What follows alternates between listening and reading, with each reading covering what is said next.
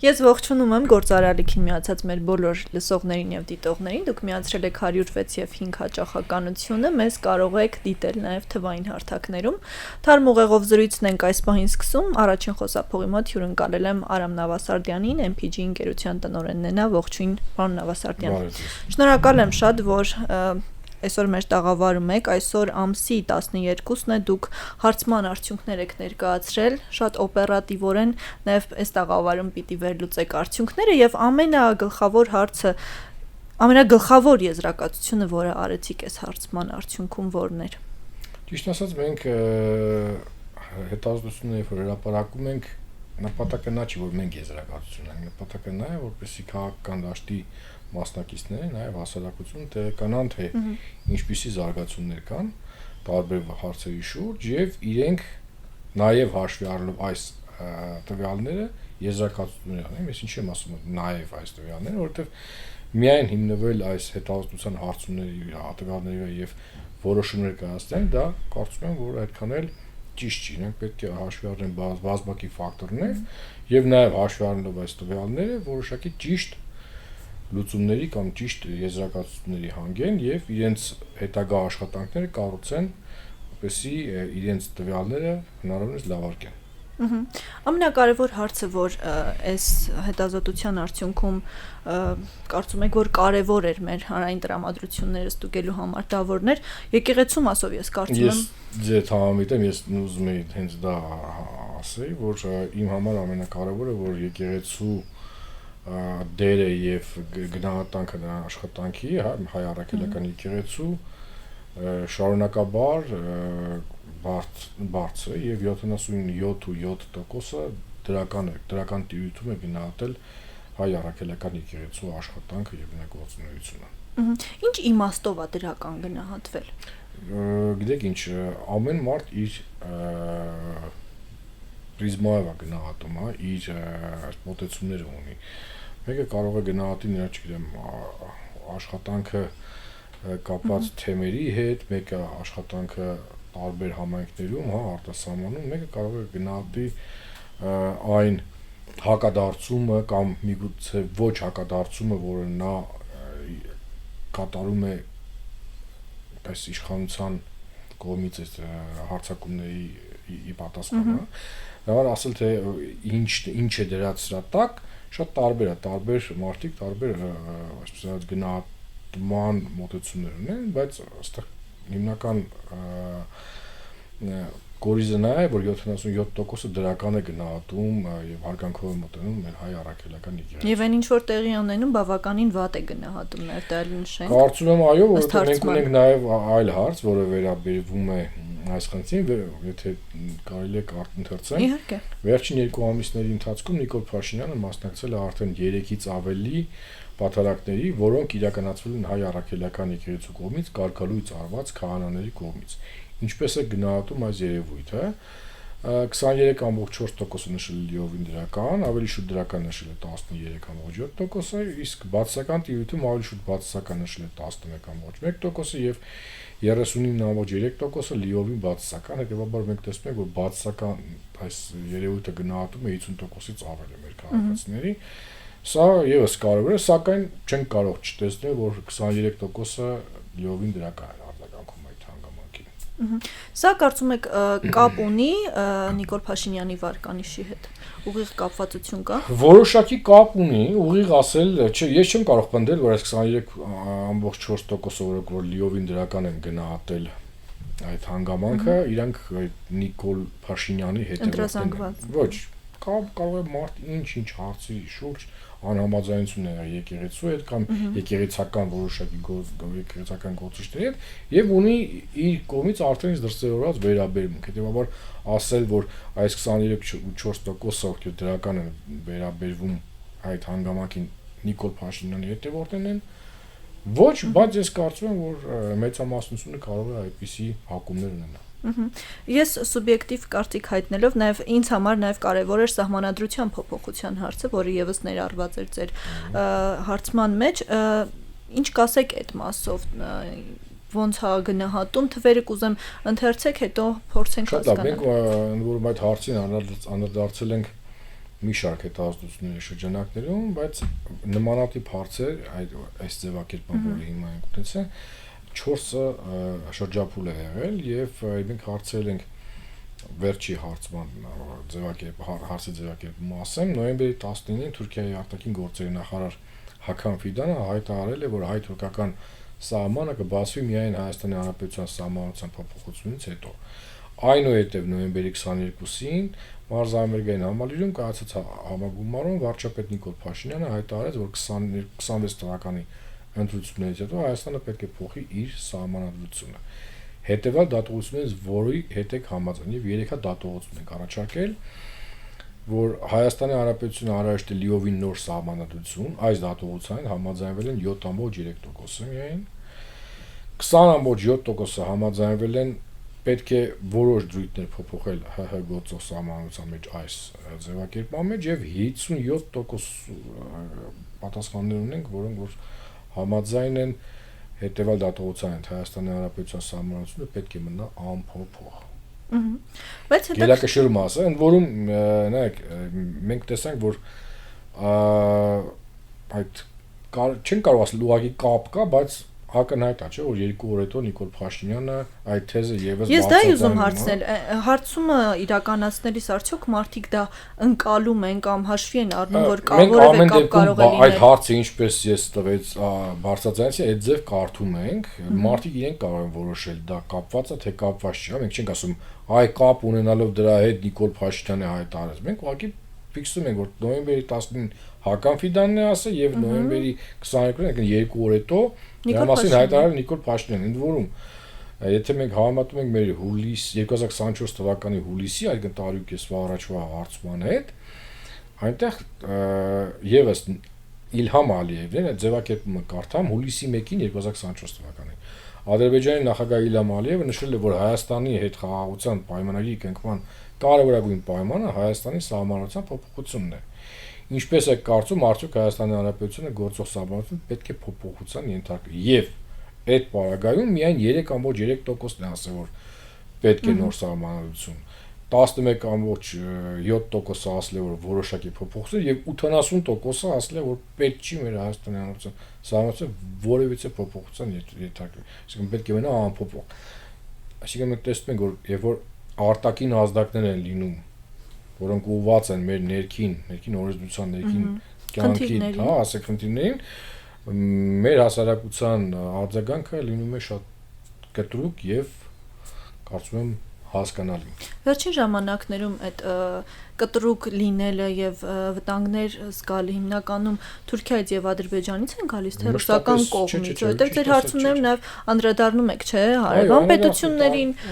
գործընկերներին, նաեւ թշնամի պետություններին, ոնց է վերաբերմունքը փոխվել։ 2007 թվականից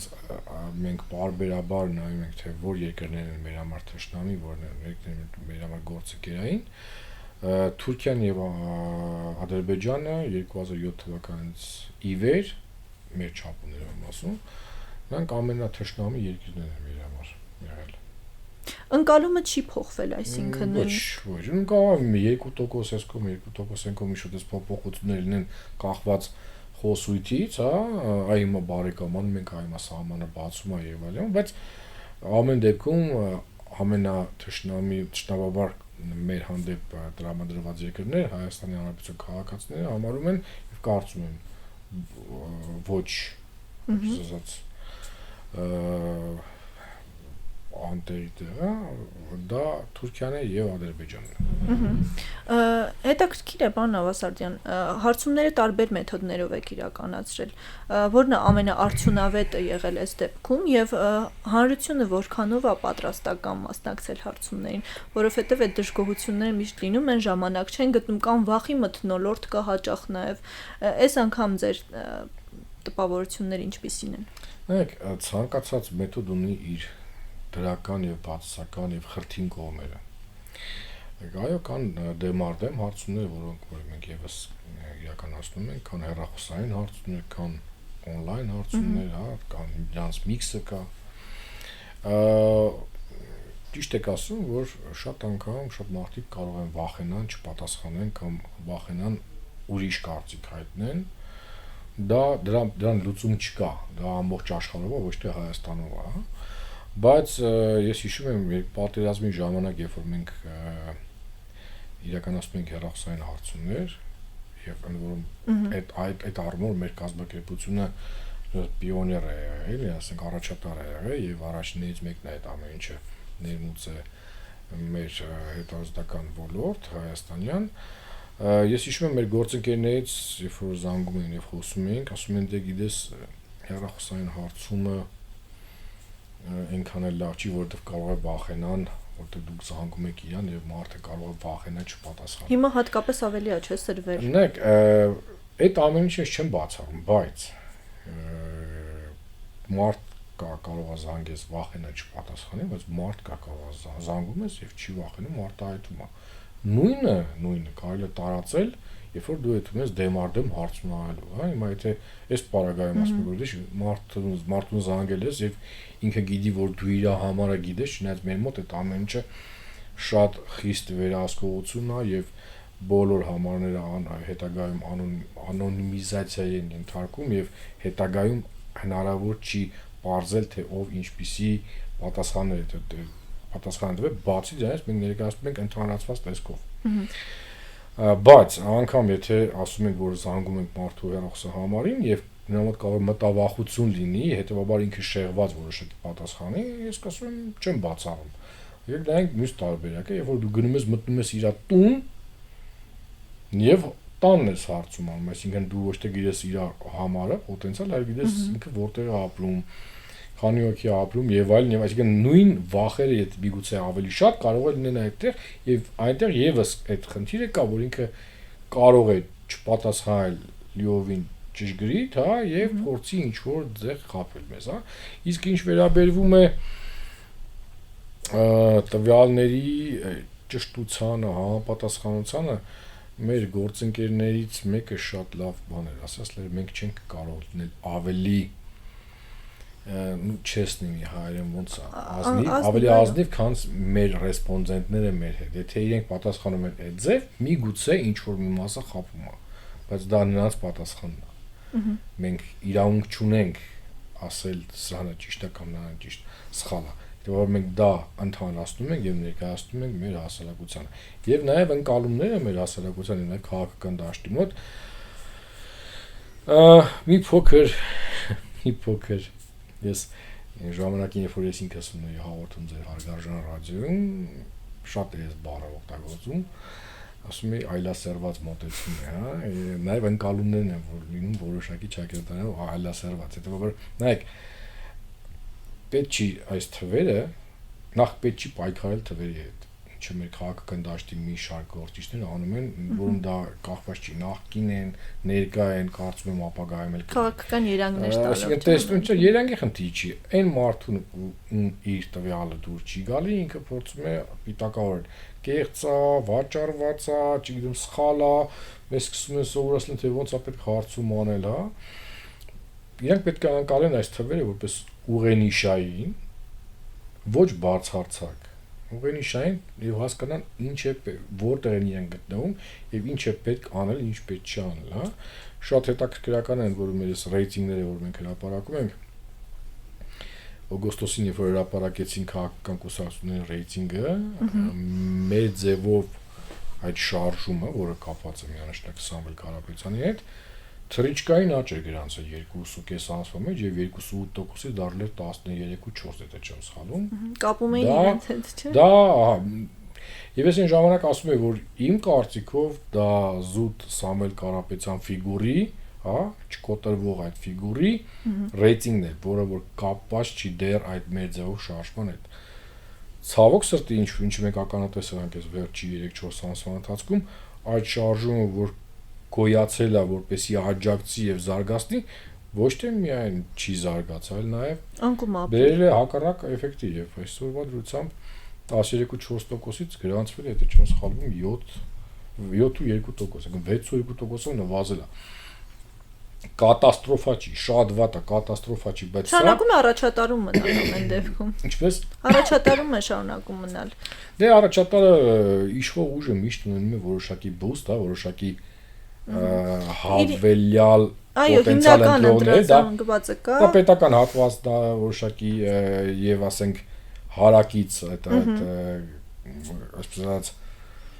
բալաստը, ռեսուրսը, որը իրենք ունեն, որը կարողանում են օգտագործել։ Եվ այդ առումով 16.5% է գրանցված քաղաքացիական պայմանագրի կուսակցությունը, բայց պետք է միշտ հաշվի առնել, որ ցանկացած իշխող ուժ ունի 8% այդ արմի ռեսուրսը իր վարկանիշի մեջ։ Կլինի Կապիտան Ամերիկան վաղ իշխանությունը, այդ Կապիտան Ամերիկայի ինչ-որ ռեյտինգի մեջ 8-ից 10% այդ նույն մարդիկ, այդ նույն պետծառայողներ, նրանց բարեկամներ եւ այլն, նրանք այդ 8-ից 10%-ը իրանք ունենալու են արդեն իսկ մյուս իշխանության համար։ Պարոն Նավասարդյան, համեմատում եք ամեն դեպքում ընտրություններից արած հարցումները եւ արդյունքները որքանով են մոտ լինում, ինչ թվային փոփոխություններ են տեղի ունենում։ Օրինակ, այս դեպքում, որ դուք ասում եք, մարդիկ գուցե հրաժարվում են պատասխանել կամ վախի մթնոլորտի հիման վրա, գուցե նշեն, որ վախենում են կամ չեն ուզում պատասխանել, բայց հետո ընտրության ժամանակ դա ահմփակ է եւ գուցե գնան ընտրեն որևէ քաղաքական ուժ։ Մոնիկա ջան, նայեք, միշտ տարբերություն պետք է լինի եւ դա նորմալ է եւ երբ որ չի լինի դա է աննորմալ, հա, որովհետեւ գոյություն ունի ժամանակաշրջան, երբ որ մենք կարողանում ենք իրականացնել հարցում եւ հրապարակել։ Օրինակի համար, եթե որ արտահերտ ընտրություններ են նմանավանա 15 օրը կարծեմ տևում։ Մենք կարող վերջի այդ 15 օրվա վերջի 5 օրը ըստ երևույթի չենք կարող տեսնել վերջի գոնե 3-4 օրը, որը ըստ երևույթի ամենաակտիվ քարոզարշավն է, հա, պիկն է, մենք չենք կարող տեսնել, որովհետեւ մենք առնվազն 7 օր առաջ սկսում ենք հարցումները, դուք հարցում անես, ստուգես տվյալները, ամփոփես, պատրաստես պրեզենտացիա ներկայացնես։ Հետևաբար, երբ որ մենք ուրբաթ օրը ներկայացնում ենք արդյունքները, դա վերաբերվում է 2 շաբթի, 3 շաբթի, 4 շաբթի օրվա այդ տվյալներին, բայց դեռ կա 5 շաբթի, ուրբաթ, շաբաթ, կա դեբատներ, որը որ կբերի որոշակի փոփոխություններ։ Հետևաբար այն փոփոխությունները, որով մենք կարող ենք տեսնել, դա նորմալ է, բայց իրանք չեն կարող լինել շատ կտրուկ տարբեր։ Իրանք հիմնական պատկերը, որը որ մենք տալիս ենք, հիմնականում այդպես էլ պետք է լինի։ Նույն վերջի Գյումրիի ընտրությունները մեր տվյալներն են եւ նայեք թե ինչպես են ստացվել արդյունքները։ Շատ մոտիկ են, պատկերը շատ մոտիկ է։ Բայց լինում են այլ տարբերակներ, օրինակ 21 թվականի տվյալները, ինչը մեզ շատ անգամ փորձում են այսպես ցույց դնել, ասում են, տեսեք դու ասացիք մի թիվ Փաշինյանը ստացավ համարյա 2 անգամ ավել։ Մենք ինչ ենք ասում, մենք ասում ենք նախ Ձեզնից էլ են ասված այն ճշտությունը։ Չէ, մենք ասում ենք նախ մենք չենք ասում, որ մենք անսխալական ենք, մենք էլ կարող ենք սխալվել, բայց մենք չենք բացատրում դա այդպես։ Մենք ասում ենք հետեւյալը, մենք արել ենք նաև հետընտրական հարցում, երբ որ մեզ ասել են, որ 30 մենք պնդում ենք, որ եթե ընտրությունները անցնեին առանց խախտումների եւ առանց միջամտության, ապա քաղաքացիական պայմանագիր կուսակցությունը 21 թվականի ընտրություններին չէր կարող ավել ստանալ, քան 35.8%-ը։ Ոնց են դրանք գրանցել 54%-ը։ Դա մեզ պետք է չհարցնել, դա պետք է հարցնել իշխող կուսակցությունը եւ դա պետք է վերահսկել ընդդիմությունը։ Բայց եթե դրանք հաշտ են դրա հետ, ու հաշտ են մենք չենք տեսնում։ Չէ, եմ ասում, մենք ունենք մեր գործառույթները։ Մենք չպետք է պայքարենք ընտրախախտումների կամ ընդդիմության դեր ստանձնենք։ Մենք ունենք մեր աշխատանքը, մենք կատարում ենք մեր աշխատանքը, հրապարակում ենք։ Չենք վախենում ասել, որ ինչ որտեղ կարող եմ եւ սխալվենք, անսխալական չենք, բայց նաեւ պնդում ենք, որ 35.8%-ից ավել քաղաքացիական պայմանագիր կուսակցությունը, եթե չլիներ ադմինիստրատիվ ռեսուրսի կիրառումը, անհնարին էր դա գրանցել եւ նաեւ օրինակ եմ բերել 2020 թվականի հունիսին մեր հրապարակած հարցումներով քաղաքացիական պայմանագիրը դա միջև կոവിഡ്ի բարդ վիրավիճակը եւ միջև պատերազմը, հա, հունիսին արել ենք հարցում եւ մենք հրապարակել ենք, որ քաղաքացիական պայմանագիրին պատրաստ ենք քվեարկել 55%-ը։ Ես շատ լավ հիշում եմ, որ բոլոր այդ ԿՊ-ի կարկառուն դեմքերը իրենց Facebook-ի էջերում կիսվում էին, բացատրում էին, ասում են նայեք, Gallup International ասում են 55% ձայն է տալու մեզ, դե այդ ժամանակ լավն էինք։ Եղավ COVID-ը, եղավ խայտարակ պատերազմ եւ պարտություն, եւ 1 տարի հետո, այդ ամեն ինչից հետո իրանք արձանագրեցին իրենց Վարկանիշի անկումը ընդամենը 0.8%, եթե դա ձեր համար բացատրելի է եւ մեր դիմադրի գործընկերների համար բացատրելի է, մեր համար դա բացատրելի չի։ Մեր համար հիմք հանդիսանում մեր տվյալները։ Պարոն Նավասարդյան, կարծիք կա ձևավորված, որ Նիկոլ Փաշինյանի եւ առհասարակ քաղաքացիական պայմանագրի ընտրազանգվածը հիմնականում մարզերում է եւ Երևանում ընդդիմադիր հատվածն է կենտրոնացված։ Այ հարցումները ինչ են հուշում։ Տոտալ տենց տարանջատում չկա, կա որոշակի, այո, Նիկոլ Փաշինյանը քաղաքացիական պայմանագիրը ավելի շատ ձայն ունի մարզերում, քան ձայներ ունի Երևանում։ Ինչ չի որ Երևանը տոտալ ընդդիմադիր է։ Այո, նաև կարող ենք ասել, որ մարզերում են ավելի շատ ձայն տալ, նրան ավելի շատ հակված են ձայն տալ մարզերում 50-ից 50+ կանայք։ Տարանջատանները կան, հա։ Եվ ասեմ ավելին, վերջերս այդպիսի հարց ընչեց, որ Նիկոլ Փաշինյանը իր ընտրազանգվածը ավելի լավ է պատկերացնում, այո, ես դեռ պետք է համաձայնվեմ։ Նիկոլ Փաշինյանը եւ իր կուր թիմը ավելի ճիշտ է տիրապետում այդ տվյալներին եւ ճիշտ են կազմակերպում այդ process-ները։ Հիմա մենք կարող է չսիրենք Նիկոլ Փաշինյանին կամ քաղաքացիական պայմանագիրը, բայց մենք չենք կարող չասել, որ իրենց թիմերը ավելի լավ են աշխատում, քան թե ընդդիմադիր գործիչների թիմերը։ Ինչ կա։ Եթե ես չեմ սխալվում, մի հարց կար, որտեղ ըստ քաղաքական դեմքերի վարկանիշների Արարատ Միրզոյանը վարկանիշով ավելի բարձր, քան Նիկոլ Փաշինյանը։ Եղել է նման դեպք նախկինում, որ իշխող թիմի գլխավոր կարկառուն ներկայացուցիչ կամ երկրի ղեկավարի վարկանիշը ավելի ցածր լինի, քան թիմից մեկ այլ անձի։ Գիտեք, տարբեր են լինում, փոփոխական է դա ամենը, հիմա սա այնա որ արձանագրում ենք այս շրջափուլում, որ այո, որոշակի առումով Նիկոլ Փաշինյանից բարձր վարկանիշն է Արարատ Միրզոյանը։ Չնայած այս ցուցանիշների մեջ ամենացծունը իմ համար դա Հայաստանի Հանրապետության նախագահ Վահագն Խաչատրյանի այո, դա իսկապես 1/3-ը չի ճանաչում, որ ընդհանրապես դες բար գոյություն ունի։ Ինչ ասեմ։ Դե դա լավ աշխատանքի արդյունքն է։ Քաղբանտարկյալների մասով նաև հարց ունեիք, այդ մասով էլ կուզեմ անդրադառնալ։ Ցավոք սրտի ես նույնիսկ կրկնում, սա արդեն իսկ ցավալի է, բայց ավանդական է դառնում այս հարցը մեր մոտ։ Երբվանից Ընդ որում, ասեմ, 2018 կամ 19 թվականից, երբ որ Ռոբերտ Քոչարյանին ձերբակալեցին, այդ ժամանակաշրջանում մենք հարցերը տվել ենք։ Եվ շատ հետաքրքիր դինամիկա կա, քանի տոկոսն է կարծում, որ կա քաղբանտարկյան, եթե չեմ սխալվում 30%-ից սկսվել է, որ ասել են, հիմա արդեն 62%-ն է ասում։ Եվ դա ինչպես են ասում, այս ինչի բաստիոնում, հա։ Ժողովրդավարության բաստիոնում։ Այո։ Չգիտեմ, ծիծաղում ենք ժպիտ է գալի մեր երեսին, բայց ամենևին կարծում եմ շատ վատ տենդենց է։ Եվ այո, բայց դա չի ազդում վարկանիշի վրա այդքան։ Ես ճիշտ եմ նկատում։ Չէ, ինչ է նշանակում չի ազդում։ Ազդում է։ Թվերը ինչ են։ Չէ, ինչքան է վարկանիշը Նիկոլ Փաշինյանը։ Քանի տոկոս էր վերջին հարցումը։ 16.5։ Հիմա ես ուզում եմ հասկանամ, դա նաև դա ձեր խոսույթի խնդիր, դա ընդդիմադիր դաշտի խոսույթն է։ Այսինքն իրանք ինչ են սպասում, որ Նիկոլ Փաշինյանը ռեյտինգը դառնա -11, հենց դառնա -11, ասեն, այ հիմա մենք այդ հարցերը լուծելու ենք։ Չէ։ Սովորաբար զարգացած երկրներում, երբ որ իշխող ուժի ռեյտինգը 30%-ից, նամանավանդ 25%-ից ներքևալն քաղաքակիրթ աշխարհում առնվազն լինում են հրաժարականներ, բայց անգամ եթե չի լինում հրաժարական, դրա դեմ լինում է պայքար։ Հիմա ոչ հրաժարական կա, ոչ պայքար կա։ Ռեյտինգն 16.5 է, հիմա ինչ է լինի, ասենք ինչ անի։